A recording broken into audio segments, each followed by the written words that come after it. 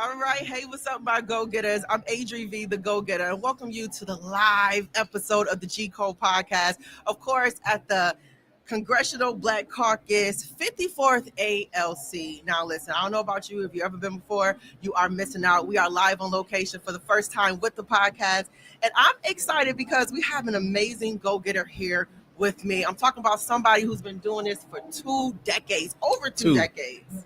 Okay, been a force in the industry, a visionary executive producer, mentor, and the man behind the Hollywood Confidential series, where he provides direct insight from industry vets and, of course, curating a space and place for those to learn. Now, if anything else, this man is absolutely going to give you some riffs, because if you heard a little bit, he was definitely getting the mic warmed up. But also today we sit with him to discuss his debut, Hollywood, of course, Confidential, 12 Secrets to Becoming the Star you are, well, own to be, right? You own your life. That's it. There we go right That's there. It. That was and this it. is the book. And we are here with the man, with the plan. As I present to some and introduce to others, the one, the only, Mr. Steve Jones. Woo! This is supposed to be. How are you? Man, I just want to say your flow, the way you read that, it was good. It was feeling like a rapper. It had a little bit of. I have moments in me where I feel I was supposed to be a rapper. It had a little musicality to it. I just want to acknowledge that before we move into the cadence. Thank you. It was doing what it needed to do. I got an audience here. Am I right about it?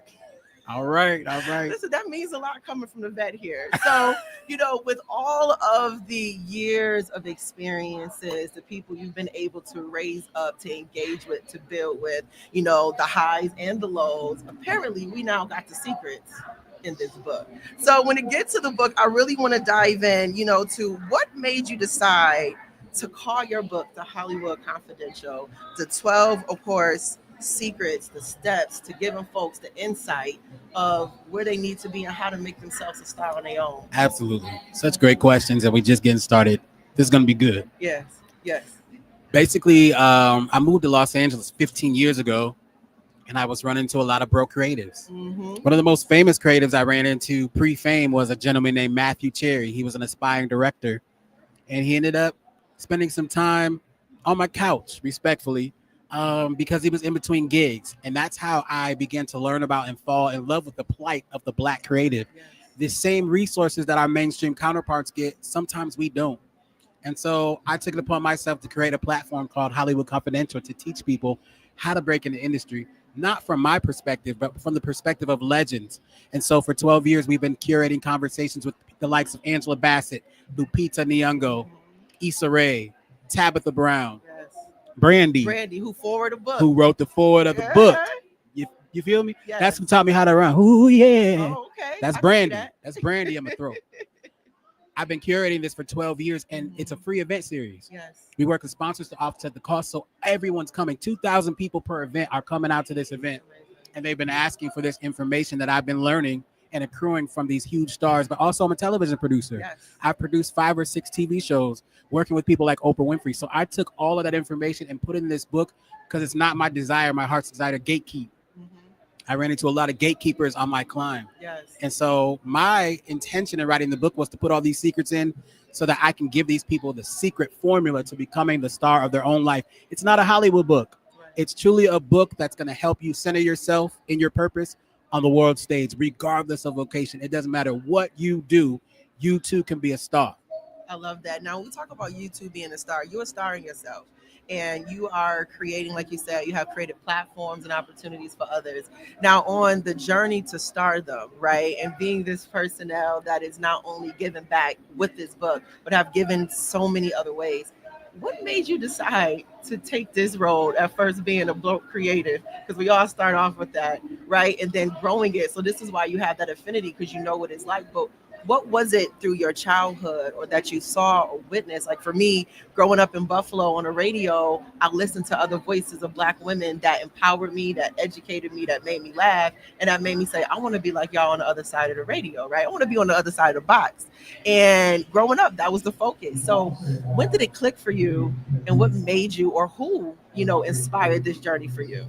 Absolutely. Now, I grew up in the late 80s, early 90s when representation was few and far between. Today's generation got TikTok, yes, X, Yes. You name it. They can see Instagram. themselves reflected in ways that inspires them to become who they were called to be. Yeah. Coming up with my generation, we had to search. I gotta say, people like Tavis Smiley. Mm-hmm. Yep. He was the OG of talk spaces. Arsenio Hall. Come on. Bruh. You talking about language now. I wanted to be on the couch.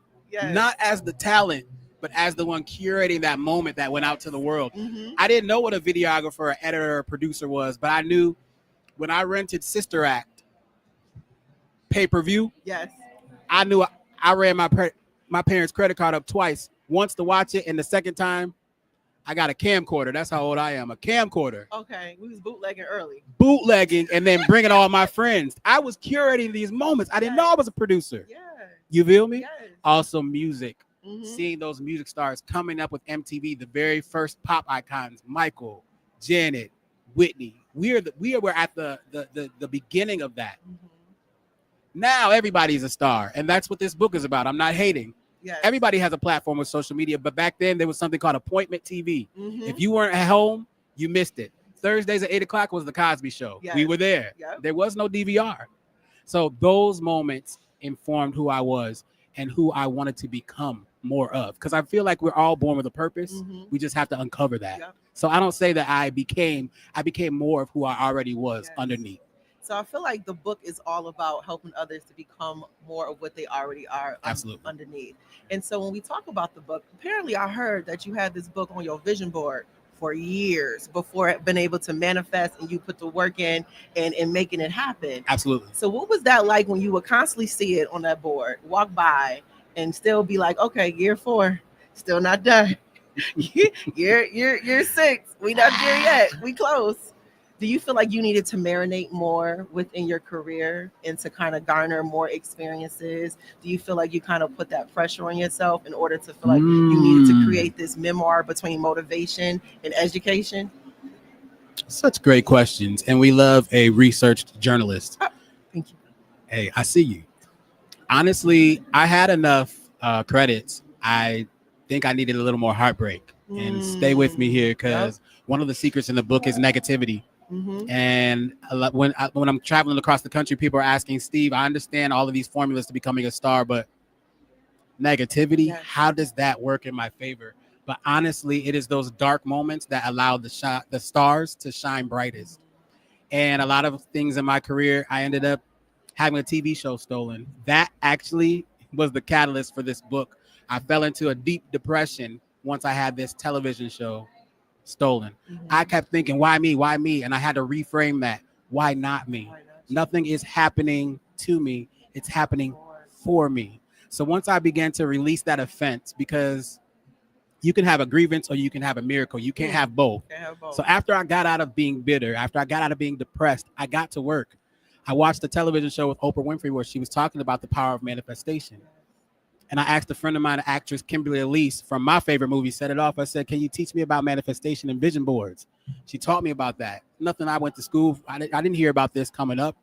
So I created this vision board and I put on there Oprah Winfrey. I want to sell a TV show to her. I had no credits. And then I want to have a book, but I was very specific. You've got to be specific. You know, when the Bible talks about write the vision and make it plain, yes. Be very specific. Not only did I say I wanted a book deal, I said I wanted it with HarperCollins. Now, that was in the year 2014. 8 to 9 years later, I was able to sign a deal with HarperCollins. Yes. And so you have to be specific about your vision. You have to safeguard that vision as well. The vision isn't for everyone. It wasn't a conference call. You were the only one who received that call. So you've got to safeguard that. I put that vision board away where nobody could see it. I prayed over that thing, and then I gave it to God. I detached from it. Another lesson in this book. Detachment sounds negative, but you can't want something. Sometimes we can want something so much that we squander the opportunity. And so at that point, you have to detach from the outcome, and you have to trust God with that dream. Yes. God, this is what I want. I trust you to figure out the who, what, when, where, and how, and the why. Right. And you detach from that thing, and then you allow God to manifest it at the due time. And this is the time. Am I fighting against a DEI strike? Is my book in Target currently right now? Yeah. Yes. Is the leader of the free world right now not in favor of people of color? But this is the agreement that God and I had before I got here, that I was going to come at these specific circumstances at this time in the world's history to put positivity out in the world. And here's some roadblocks, but I don't look at them as roadblocks. I look at them as opportunities that I've been presented to show up fully and authentically as myself. Now's the testing time. Now it's really time to get the work out. The book's in stores, but are you going to continue to work the dream? Right. So that's where I'm at with that. You know what? You just, since we're talking, great scriptures, faith without work is dead. Like Amen. the body without the spirit is dead. So you're really giving these principles, and that has already been formed before us, right? But you're really living it out and walking it out. You got it. And I love that. And so like my podcast was built out of pain. Okay. Yeah. And, the G code is all about, talking about the pretty, the ugly, and the grind to success. On Instagram, we see everyone's highlight reel. It's curated highlight reels. It's fake. Right? But no one knows how you have to keep pushing in the midst of failure, disappointment. And you talked about that, having had a show stolen, right? Bruh. But I know there's more. So when there's more. Wait, so when there's you more. think about, failure or a pause, what turned out to be a major plot twist for your success? We know about that failure one of someone taking that right there. But I'm sure there was another one that was like a full plot twist that God said, all right, we're going to work this out for your good. Absolutely. I believe that if someone just went before me, I shouldn't have to endure the struggle, right?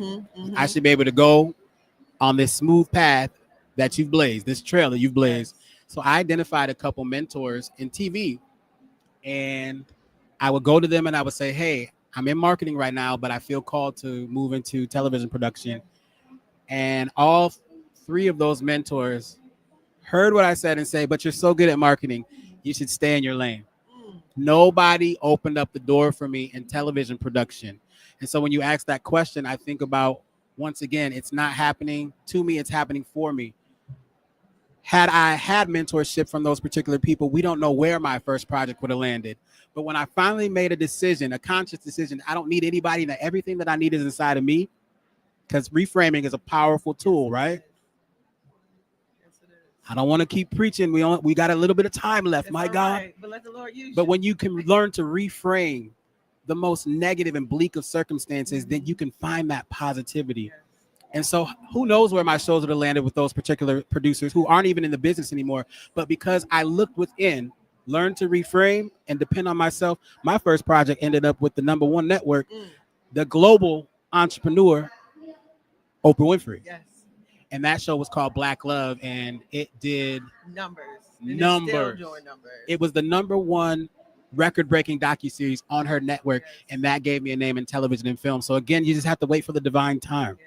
And so that was something that really I felt was going to be a setback when no one wanted to give me an opportunity. But we all have the opportunity to create what we want to be part of. And that's the lesson that I took from that. Absolutely. I don't have to wait for anybody to give me an opportunity. I will create it. You can create it. And being able to have the skill set like marketing pivots you in so many other ways, because you're creative within itself. Absolutely. And you see things from a complete different lens. Absolutely. And I love that. So we talk about seeing things from a different lens, being able to see the star within you and being able to build that. The 12 secrets to becoming a star of your own life. Which one do you personally live by when we think about those 12 secrets? I know you live by all of them. All of them. Well, what would be, I'll say one or two that really was like a shaping of your life? Absolutely. I love that negativity chapter. And each chapter in the book is connected to one of the 12 biggest stars I've worked with. So there I talk about Snoop and the circumstances he went through with the murder trial, and how he made it out, and he made a vow that he was going to remain positive for the rest of his career. Now, if you look, he's amassed a fortune working with people we never thought he would work with. Martha Stewart is wild. He's not the one with the record. Come on, she's got it. Hello, convicted. Huh? It was the case that they gave Martha. Hello, but anyway, back to your question. That's one of my favorite chapters, but also authenticity. Yes. If we can have the courage to be ourselves in any and all situations, it differentiates us from the competition. And I use quotes to those who can watch, because there truly is no competition. I'm just competing against who I was yesterday. Yes. But if I can authentically show up as me in all circumstances and situations, that is truly the formula to be successful, to win, and to be a star. Yes. So those two chapters are two of my favorite. One more would be Nuance. And then that one I'm talking about, Jennifer Lopez. I got to produce a music video with her. Jenny from the Block. She introduced me to Ben Affleck when they were together. Rest in peace to that relationship. And that's my favorite Batman of all times. The point is that chapter is about nuance, and I love that one as well. So check that out. I love that. So when you think about who you created this book for, right? Ideally, I believe in another interview, you talked about individuals who were a little bit of homeless, not necessarily having the time that they need to be able to invest or even the finances.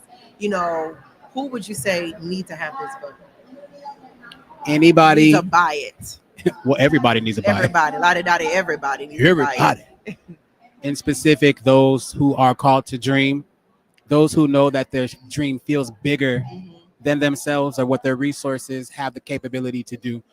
Anybody who has a dream, anybody who wants to become more of themselves, anybody who truly feels like they've been called to a global platform or even locally. Let's not overlook the local platform, but anyone who knows that they've been called to do something special, you can glean on one of these 12 lessons to become, again, more of who you were called to be. So that's my audience is everybody. But to be specific, those who have a dream and want to figure out how to manifest that dream on the world stage, get this book. I love it. Now, when we think about your legacy, what are we leaving behind, and what do you want people to take away? Ooh, man, is that your last question? You can't just ask a question like that. That's a very loaded question. Just one last question, just one small question. That's a big question. Yes. I didn't get to share that.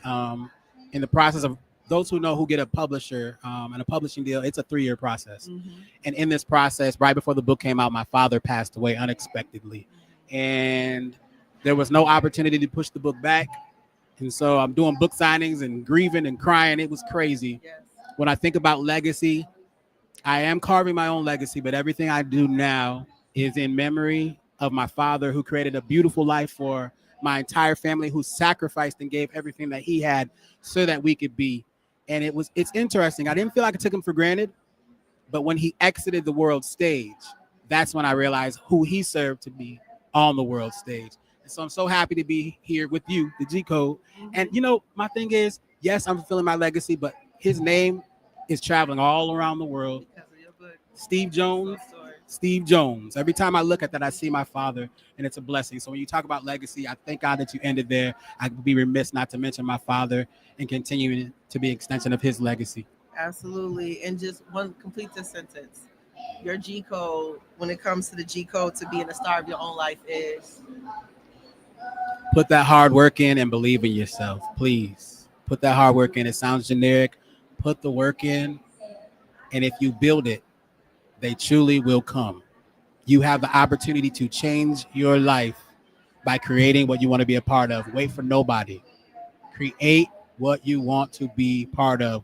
What do I have in my 2 hands and in my heart to offer the world? If you start there, you're going to be successful, and you're going to be sitting here on this platform, the G Code, real soon.